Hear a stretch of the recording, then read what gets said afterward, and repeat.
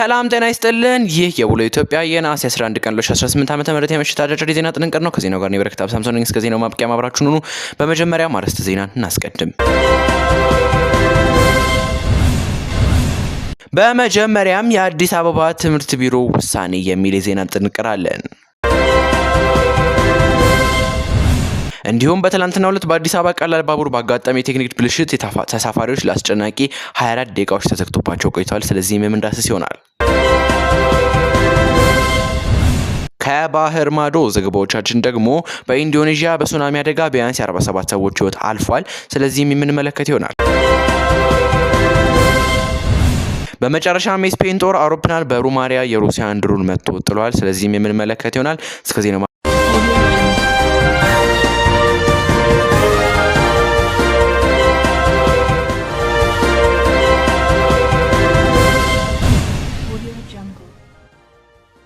በመጀመሪያም የአዲስ አበባ ትምህርት ቢሮ ውሳኔ ትምህርት ቢሮ ከ11ኛ ክፍል ጀምሮ ተግባራዊ የሚደረግ የስራና ተግባር ትምህርት እቅድ ወደ ስራ ላይ ያስገባና የአዲስ አበባ ከተማ አስተዳደር ትምህርት ቢሮ በመጪው የትምህርት ዘመን አንድ ተማሪ ከአቅሙ ከፍላጎቱ ጋር የተያያዘ አንድ የሙያ አይነት መርጦ መማር የሚያስችለውን ስርዓት ወደ ስራ የሚያስገባ ገልጿል። ቢሮ ይሄን የገለጸው በመጪው የትምህርት ዘመን በ11ኛ ክፍል የሚጀምሩ አዳዲስ የስራና የተግባር ትምህርት ሙያ አይነቶችን በተመለከተ ባዘጋጀ ተግባር መመሪያ ላይ ነው። በትምህርት ስርዓቱ ላይ የሚታዩ ክፍተቶችን ለመቅረፍና ተማሪዎችን ለስራ ዓለም ለማዘጋጀት ያለመ አዲስ የተግባር መተግበሪያ ማዘጋጀቱን የገለጸው ትምህርት ቢሮ በ2019 ዓ.ም ለ11ኛ ክፍል ተማሪዎች የሚቀርቡ 11 የሙያ አይነቶችን በትምህርት ቤቱና በተማሪው ምርጫ ተግባራዊ እንደሚደረግ ነው የተገለጸው።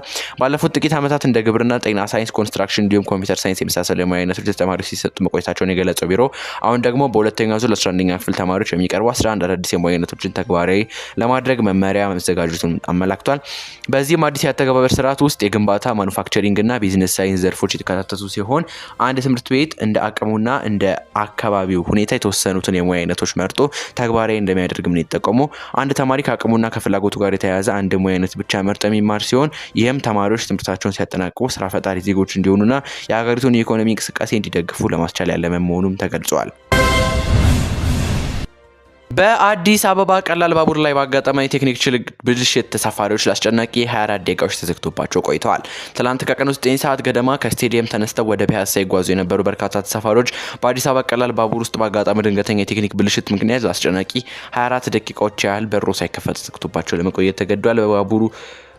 በወቅቱ ባቡሩ መንገድ ላይ ቆሞ በሮቻቸው ባለመከፈታቸው በተሳፋሪዎች ዘንድ ከፍተኛ ጭንቀትና ስጋት ተፈጥሮ የነበረ ሲሆን በተለይም ህጻናትና አረጋውያን ለአየር እጥረትና ለለቅሶ ተዳርገው እንደነበርም ለማወቅ ተችሏል። ከ24 እስከ 25 ደቂቃ አስጨናቂ ቆይታ በኋላ የባቡሩ የጎን በሮች በመፍከታቸው ተሳፋሪዎች ከባቡሩ በመውረድ በሀዲዱ ላይ በእግር መጓዝ ተገደዋል። በዚህም አጋጣሚ በማንኛውም ተሳፋሪ ላይ የከፋ የአካል ጉዳት ሳይደርስ ሁሉም በሰላም ወደ የቤታቸውና ወደ የጉዟቸው መሄድም ተችሏል። ዘገባው የብሩክ ኒውስ ነው። ከባህር ማዶ ዘገባዎቻችን ጋር ተመልሰናል። በኢንዶኔዥያ በሱናሚ አደጋ ቢያንስ 47 ሰዎች ሕይወት አልፏል። በሬክተር ስኬል 7.7 የተለካ የመሬት መንቀጥቀጥ አደጋ መድረሱን የአሜሪካ ጂኦሎጂካል ሰርቬይ USGS አስታውቋል። አደጋው ብዛት ያላቸው የመኖሪያ ቤቶችን አፍርሷል። መንግስት ለአደጋ ተጋላጭ የሆኑ ዜጎችን ከአካባቢው የማውጣት ስራ መጀመሩም ተገልጿል። ዘገባው የኮሎራዶ ስፕሪንግስ ጋዜጣ ነው። የስፔን ጦር አውሮፕላን በሩማንያ የሩሲያን ድሮን መትቶ ጣለ። በኔቶ የአየር መከላከያ ተልዕኮ ላይ የተሰማራው በኔቶ የአየር መከላከያ ተልዕኮ ላይ የተሰማራው ስፔን ሰራሹ AF-18 የታጠቁ ጥቃቶችን ማክሸፉን የሩማንያ መከላከያ ሚኒስቴር አስታውቋል። የሩማንያው ሰው አልባ አውሮፕላን ጥቃቱን ለማድረስ የተነሳው ከሞልዶቫ አየር ክልልና የሩማንያ ፕሬዝዳንታዊ አማካሪ ማሪኮስ ዶሲካ የስፔን መንግስት 2 F-18 ጦር አውሮፕላኖች እንደሰጣቸውም ተገልጿል። ሩሲያና ሞልዶቫ ከሽፏል ስለተባለ ድሮን ጥቃት የተሰጡት ማብራሪያ የለም። ዘገባው የአናዶሉ ኤጀንሲ ነው።